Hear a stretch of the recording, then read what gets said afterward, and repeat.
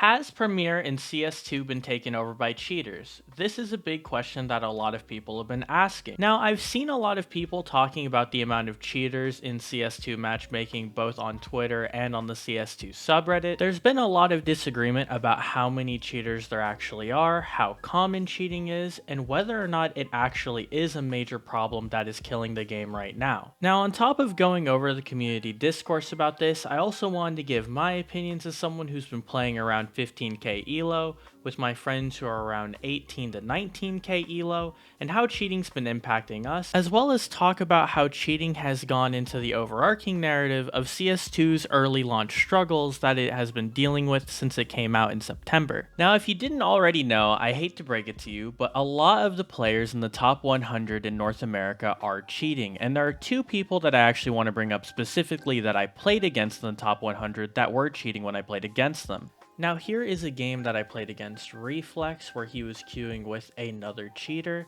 and if you look at his profile, you can see that he is averaging 100 aim rating over the last 30 games while also having 25 utility. And when I go to his actual profile and compare against him, you can see that his stats are superhuman. Out of all of the shots he shoots, 27% of them connect, which is insane for any real player. For comparison, here is the pro player Fang stats, and you'll see that he has an accuracy all shots of 16%, and this is more toward what a human is capable of if they're playing a lot of Counter-Strike at a high level, and Reflex absolutely dominates that despite never actually having anything of note on Faceit. Here is another cheater stack I played against, headed by an extremely blatant cheater in DWAG. You can see that these people have all been climbing their ranks and are all extremely high elo and will show up toward the top 100 on the Premier leaderboard,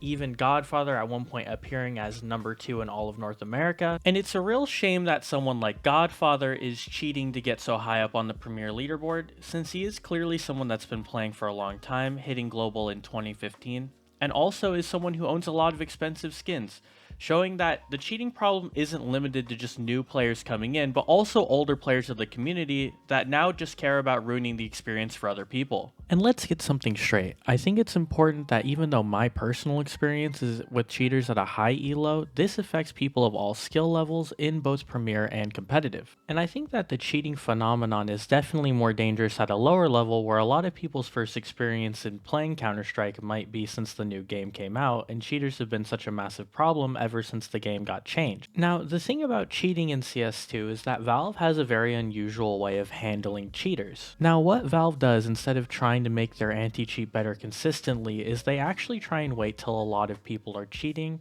and then find what kind of hack or what kind of script they can actually source and then ban them all in what's called a VAC wave. Now, I will admit that the way that they do this is beyond me, because Valve is a very tight-lipped company and they don't usually like to talk about how they actually go through the process of making a VAC wave. But the reason that this is especially dangerous is because, like I mentioned before with new players, if they're reporting a lot of the people in their games that are cheating and not seeing them get banned, they're going to realize pretty quickly how pathetically bad VAC is at actually keeping cheaters out of the game. And let's talk about how bad VAC actually is at doing its job. Now, if you haven't heard already, there was a major bug in the game at launch and during the beta that if you spun with high DPI, you could be banned for cheating. And this was a full-fledged VAC ban, meaning your skins were no longer going to be tradable and you wouldn't be able to play any form of Counter-Strike for the foreseeable future. And if you want to see people who broke that down even more in depth, there are plenty of videos like this one by Lecro that covered that.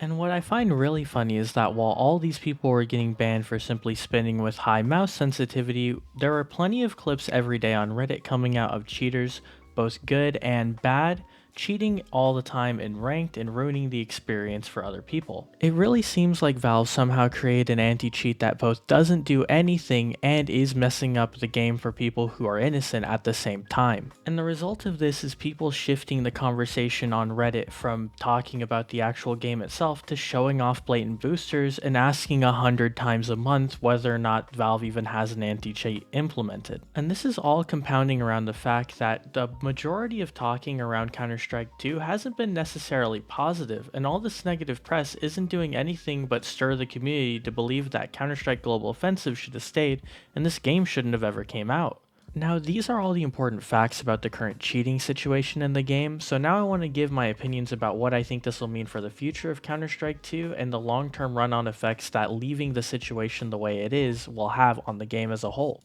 Now, I think the most impressive thing about this whole cheating situation is how it seems very unlike Valve to let this happen, and that it's actually very sad to see this go the way it is. You see, Valve have oftentimes been seen as innovators. A lot of their older titles, such as Portal 2 and TF2, defined their genre in both puzzle platforming and in multiplayer shooting. That's why I find it so strange that Valve relies on third-party software like Faceit to actually give their players an experience where they can queue matchmaking without having the fear of cheaters ruining the game and wasting a lot of their time. Valve only a few years ago made the Valve Index, which became the standard for VR gaming, but it doesn't seem like they want to make an anti-cheat that could become the standard for multiplayer gaming, and it's very sad. And a lot of people feel that since Counter-Strike generates so much revenue for Valve, it's very disrespectful that they're just letting the game turn into what it is instead of stepping in and actually solving the problem. Even though Valve took huge strides by implementing Subtick to make the game feel better for the average matchmaking player, it doesn't seem like it's going to keep a lot of the player base around, since most of the people's complaints about the game are about how cheaters are ruining the entire experience. And before we can even talk about how the gameplay is, we first need to get rid of the elephant in the room, which is how much cheating has become a big part of the Counter-Strike experience for a lot of new players.